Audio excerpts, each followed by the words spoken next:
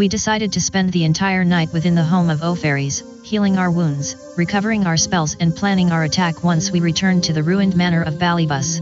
The next morning, we soon departed the relative clearing deep within the forest and made our way back to the forest entrance, accompanied by fairies and several of Queen Willowheart's strongest treants.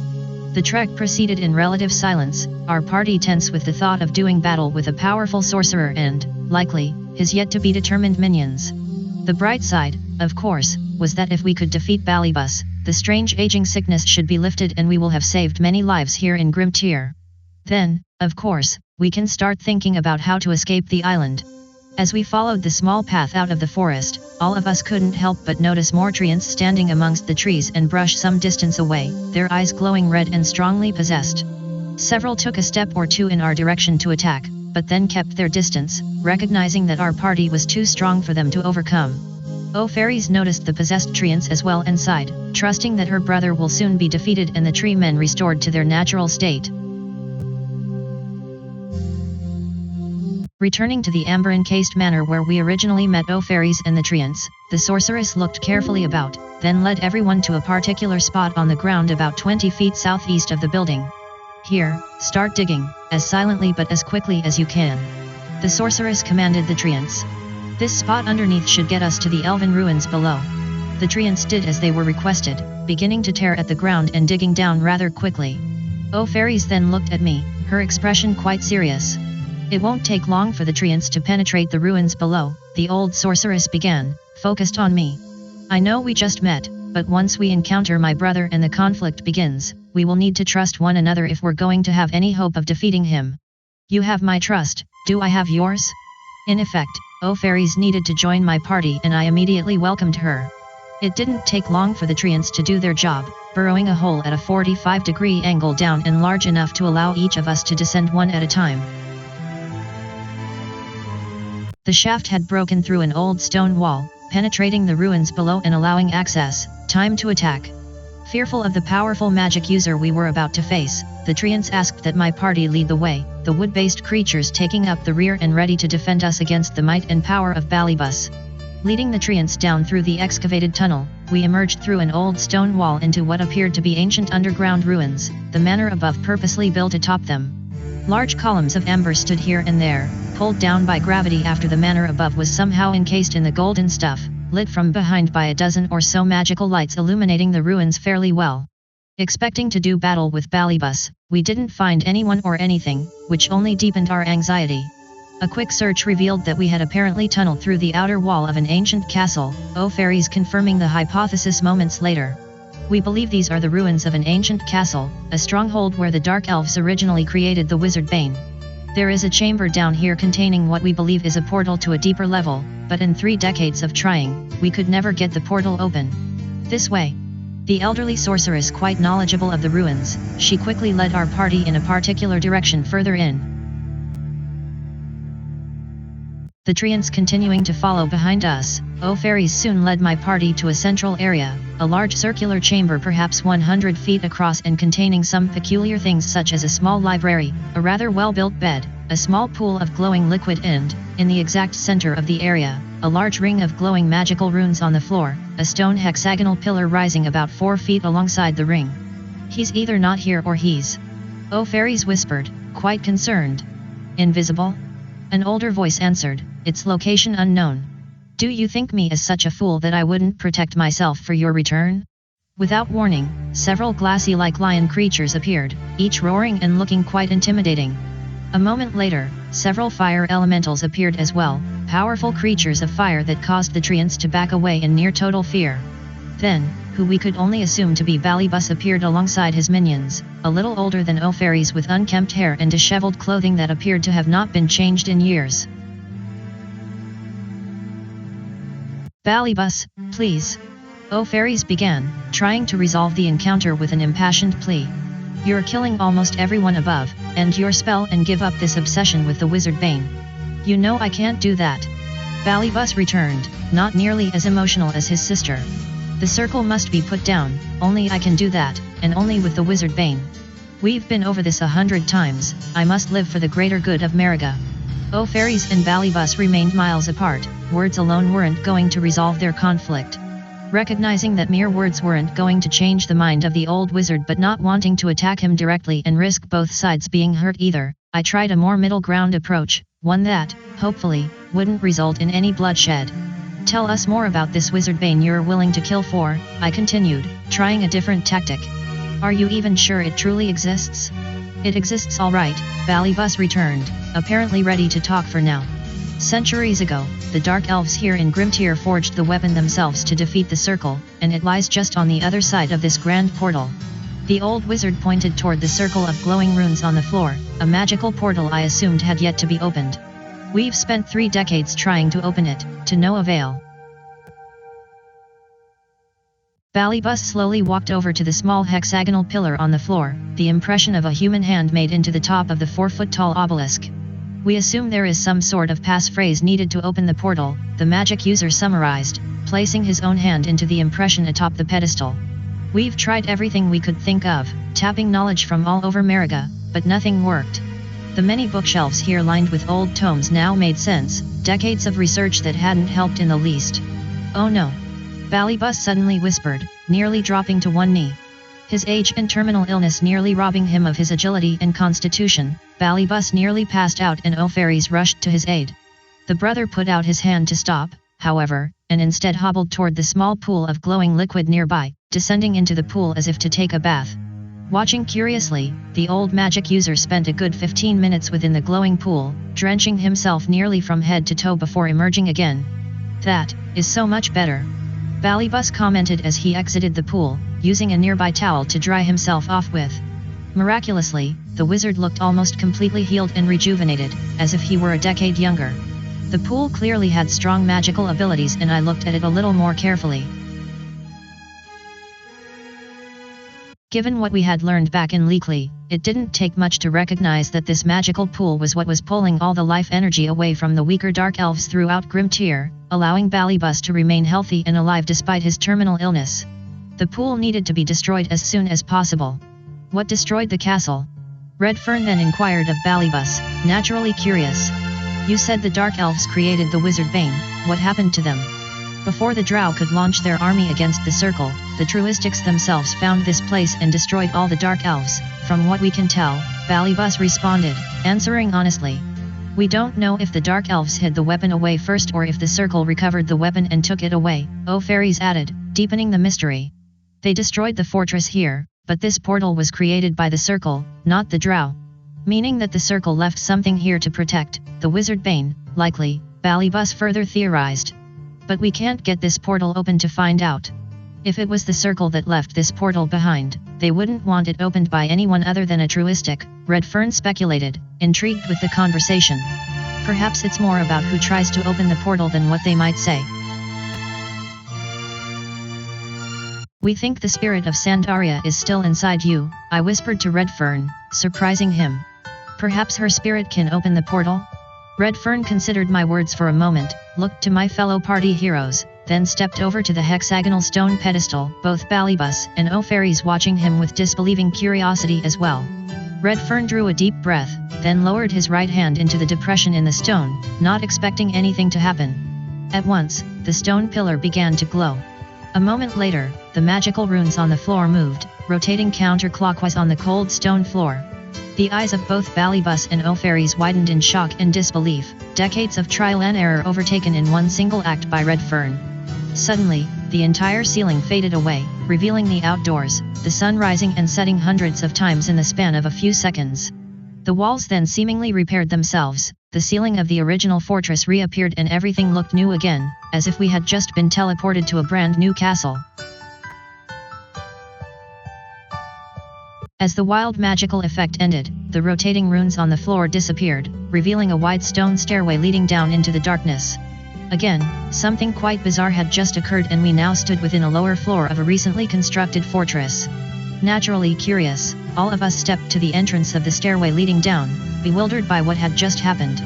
The portal didn't lead to another place, O'Fairies said with a shocked smile. It led to another time, centuries in the past. Another time? Ariana asked, the young elf barely able to even grasp such a scenario.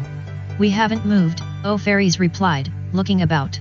I would say we've traveled back in time to when the ruins here were occupied by the Drow, perhaps to the very time when they forged the Wizardbane. We should investigate, but we need to be very careful. Amber Golems and Fire Elementals, attack. Standing there, I was surprised to watch as Balybus leaped atop one of his Amber Golems, riding the magical beast past us and down the stairway, quickly disappearing into the darkness. Worse, the 3 remaining golems as well as 3 fire elementals approached, about to pounce upon my party. Amber golems were generally built to resemble lions or other great cats and can detect invisible creatures or objects within 60 feet, thus allowing their owners to never be surprised by invisible threats. Like cats, they attacked with 2 claws and a bite, each easily enough to kill a grown human being. Fire elementals were monsters of pure fire and hence incinerated anything they touched. Not surprisingly, the treants stayed away from them, attacking the amber golems instead and leaving us to face the fire elementals. The battle was long and painful, but eventually we were able to defeat both the amber golems as well as the fire elementals.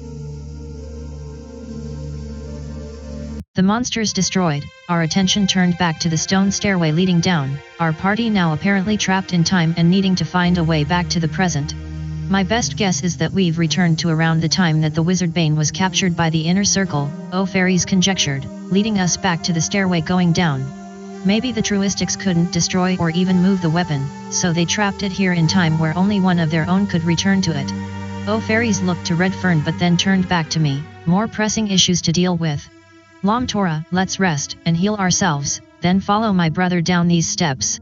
If the Wizardbane is truly here, we can't let him leave with it. All in agreement, we decided to rest, heal our wounds, recover our spells and prepare for everything that awaited us at the bottom of the stairway. Descending the dark stairway some 40 feet, we arrived within an extremely dark entry hallway, a grand, closed northern door of polished stone before us and 2 smaller doors to the west and east. It appears Balybus is long gone, Eswin observed, not much to actually see here. Though I didn't expect for him to wait for us. He's likely invisible or even gaseous, Fairies suggested. I am sure he's on the defensive here in all this darkness. Let's look around. While there was little to actually find here, my heroes tried the doors. The smaller doors to the west and east were both unlocked but the larger, more impressive door to the north was locked tight. It appeared we would need some sort of special key to get through. Searching the western door, we did find a bit of straw on the floor which seemed out of place. That smell. Ariana grimaced, recognizing the scent as something foul. That is, troll. Guess we will find out, Eswin commented as he slowly opened the western door and peered inside. Slowly and carefully opening the western door and peering beyond, we saw almost utter darkness, just a bit of magical light piercing a sliver of the room from above. From what we could tell, this place was once a guard room but everything within had been smashed to pieces and a great deal of straw lay about, giving the appearance of a foul lair. There is something, humanoid, moving about in here, Ariana whispered, her sharp elven eyes identifying something in the shadows. We'll likely be attacked if we proceed. Eswin nodded to proceed despite the risk and our heroes timidly entered the chamber. Perhaps 30 feet to a side, the chamber reeked and we held our breath as best we could as we started poking around through all the debris. Moments later, several tall, dark shapes emerged in our feeble light, humanoid shadows that quickly approached. They're trolls. Ariana warned, our party quickly forming a defensive position. Not just trolls, but night trolls, Fairies added, apparently knowledgeable of the difference. They thrive in the shadows and are more powerful than regular trolls, beware.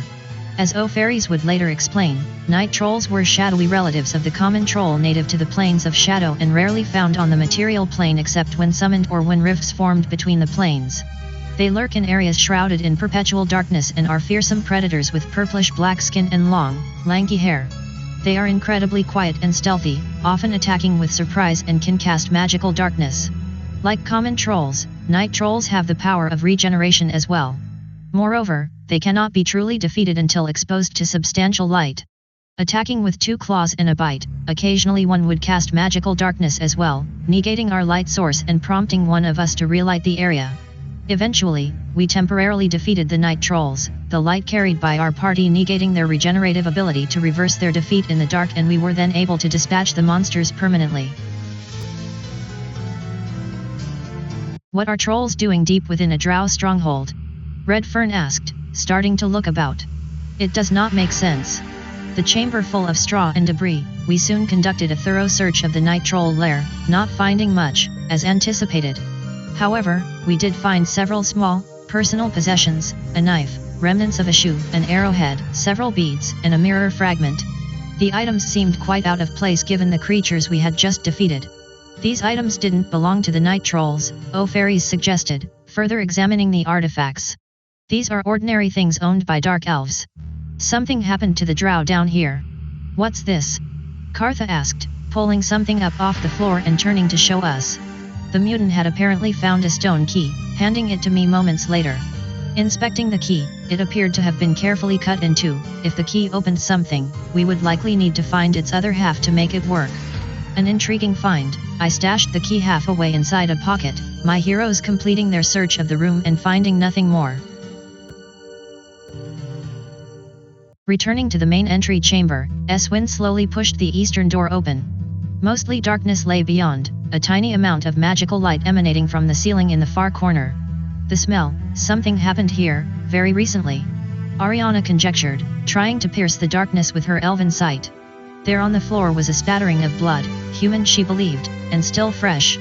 It appeared someone was attacked here very recently and perhaps seriously wounded. Carefully entering the dark room beyond, it didn't take long before we recognized that a battle had recently taken place here, and given the destroyed ember golem on the floor along with the corpses of several electrocuted night trolls, we were pretty sure that Balybus had come this way recently. Once a drow guard room, the furniture here had been smashed to pieces and the floor was littered in straw. Searching the chamber, Ariana soon found a small glass vial lying in a corner near the door. Recognizing the container, fairies asked for the vial and tasted a little of the residue left inside. A potion of gaseous form, the sorceress announced, recognizing the taste. My brother is likely in a gaseous state right now, so he will be impossible to find until the magic wears off. At the last moment, our party reacted in time to avoid being surprised by several tall, shadowy creatures that leaped out of their hiding spots and attacked. A special, and more powerful type of troll, the monsters had purplish-black skin and long, lanky hair, exactly the type of creatures we had just fought to the west. Fortunately, there were only 3 of them, and knowing what to do now, we soon destroyed them. "I've found something," Sainairs shouted, pulling it up off the floor and turning to show us. The Sislan had found a second stone key, handing it to me moments later. Inspecting the key, it appeared to be the other half of the key we had found in the chamber to the west. There didn't appear to be anything more in this transformed lair, but at least we could unlock the northern door in the entry corridor to the west now and move forward. We quickly returned to the initial entry chamber, approached the northern door and tried the key we had assembled from both the west and east guard chambers. It was a tight turn, but the door was then unlocked and allowed entry beyond. Like the entry chambers to the south, this room was quite dark, with magical light shining down from the center of the room above. From that light, we could see that the chamber was large, about 50 feet in diameter, with a central table and almost 24 comfortable chairs encircling the table. Several cabinets and bookshelves lined the northwestern and northeastern corners of the room, while a large map of Mariga appeared to be imprinted upon the very surface of the table. I sensed there were answers here, so we needed to be patient as we thoroughly searched the room. "I am guessing this was a sort of central headquarters for the drow down here," fairies remarked after spending some time searching the chamber. Even from Grimtier, it appears they were carefully monitoring the outside world. "This map of Mariga does not look right," Redfern suggested, continuing to focus on it. "A few countries are missing, while a few others here don't exist. This map reflects what Mariga looked like hundreds of years ago," fairies suggested, surprising all of us. "The portal we entered has taken us back in time. Best guess, we're 300 years or so in the past." "It looks like the drow were planning to attack the inner circle directly," Ariana called out, pointing toward the relevant locations on the map. "Up through Terius, northwest into the Pennard Forest, across the sea and directly to Sparkle Wood, with a secondary force attacking from the west through Drevdar." Large, black arrows on the map displayed the intended routes of the drow armies. It certainly seemed like the Dark Elves were planning to assault the inner circle. Armed with the Wizardbane, the drow armies would have been formidable, even for the circle, fairies postulated, examining the Marigan map herself.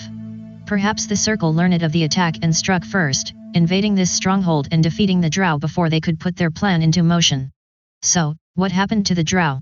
Kartha pondered, continuing to poke about. And what of the Wizardbane? And how did those night trolls get into the guard rooms to the south?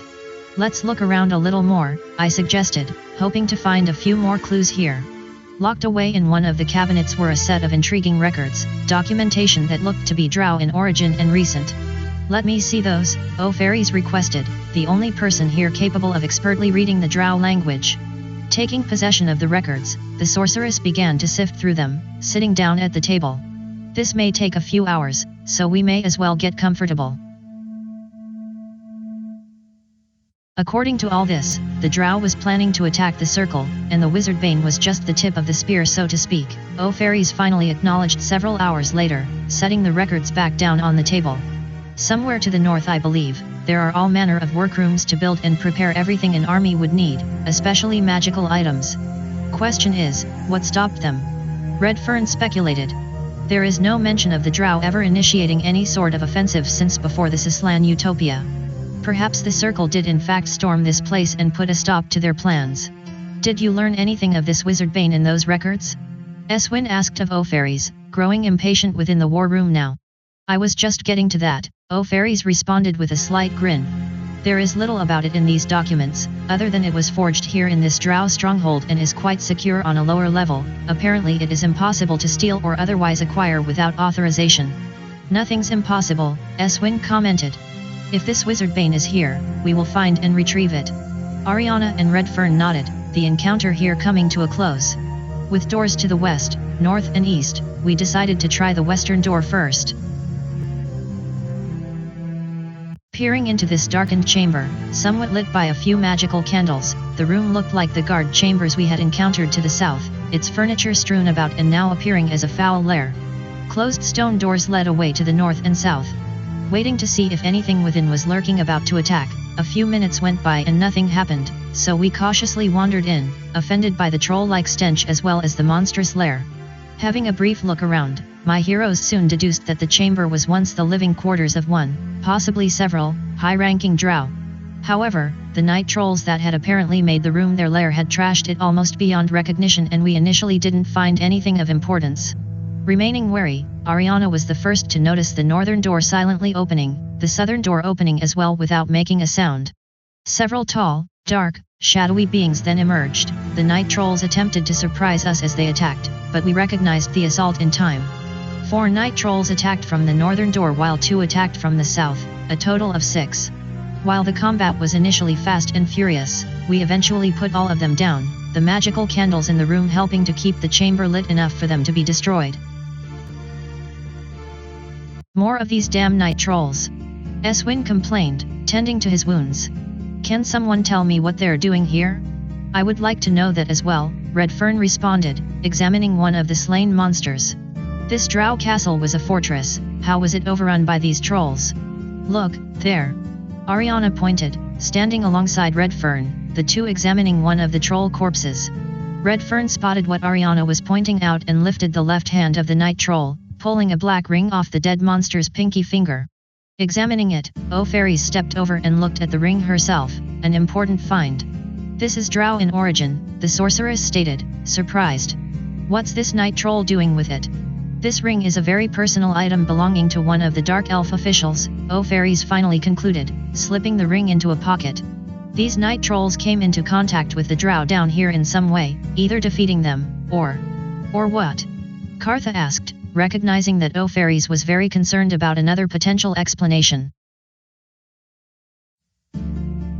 Or the Drow were magically turned into these trolls, the sorceress suggested. That would also explain why the monster was wearing this ring. My party all looked to one another in disbelief. How could the Dark Elves have been turned into trolls? That seems highly unlikely, Eswin returned, shaking his head.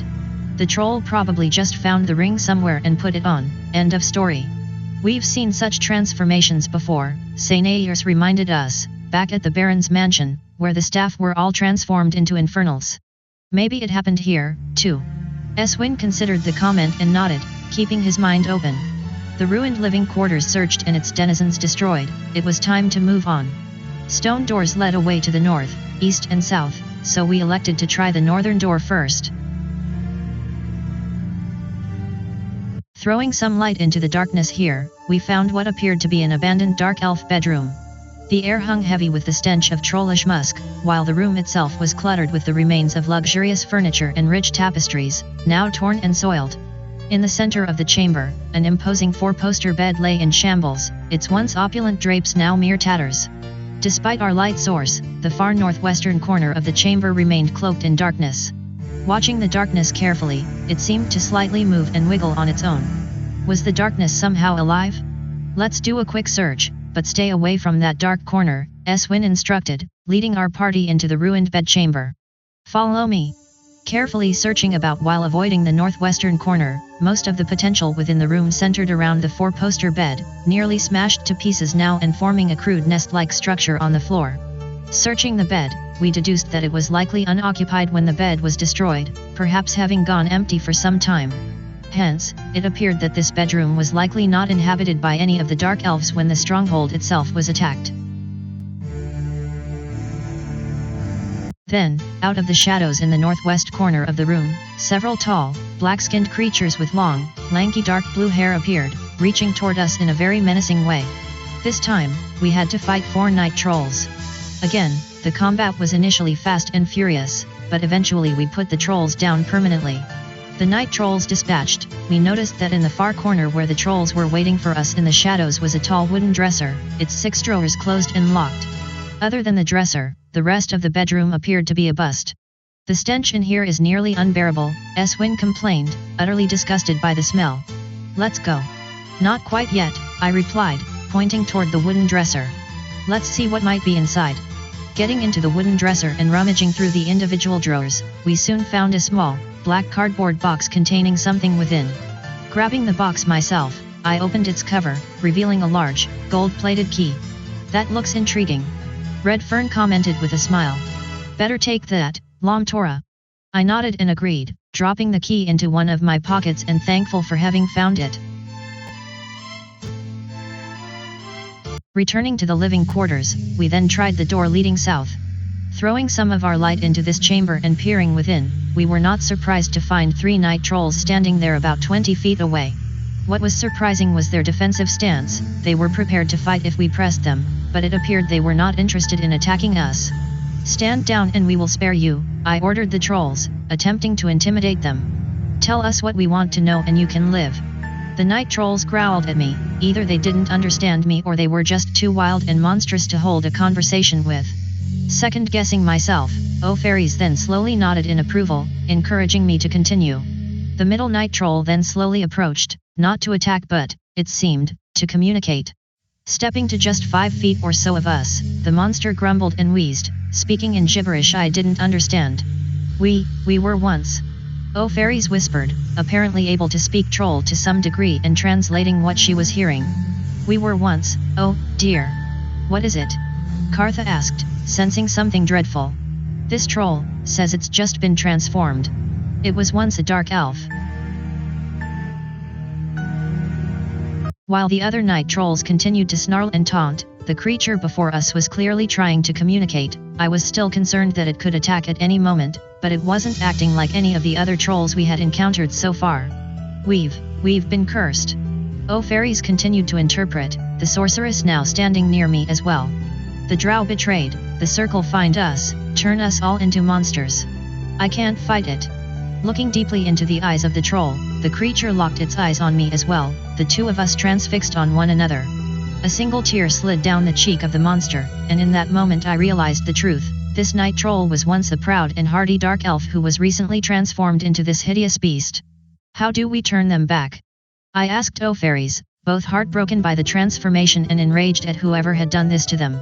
If the drow here were turned into night trolls by the circle, the effect is permanent, there is no hope for them now, fairies softly replied, equally saddened by the situation. You're telling us that all the trolls here were once dark elves? Eswin asked, angered, too, by the sudden revelation. Why would the circle do that? Fairies turned back to the troll and asked it the very same question, why? The creature mumbled a few words and the sorceress had her answer. To forever guard the Wizardbane. The Wizardbane is still here? Sainairs asked, intrigued along with the rest of my party. Oh, fairies asked the same question, the troll muttering back a moment later. It lies protected on a lower level, the sorceress continued to interpret. Too dangerous for the circle to retrieve, so we turned into monsters to forever guard it.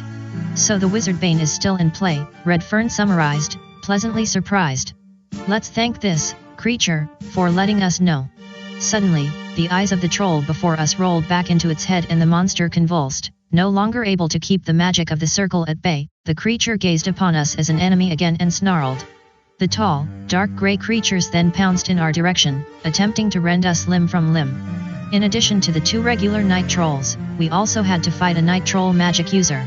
The fight lasted several minutes, and in our already wounded state, it was a battle we almost lost.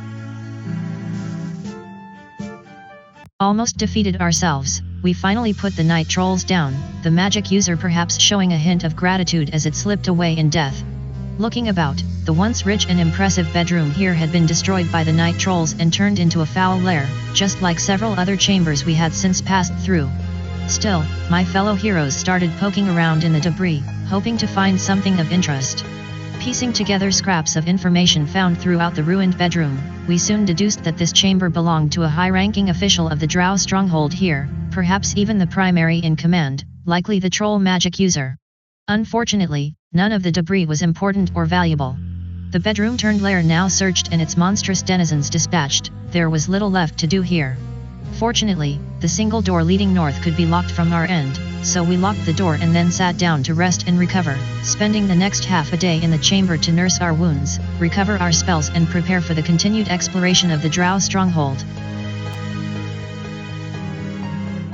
And that's a wrap of episode number 52, Quest for the Wizardbane Part 1. Expect additional episodes every few weeks as the story continues.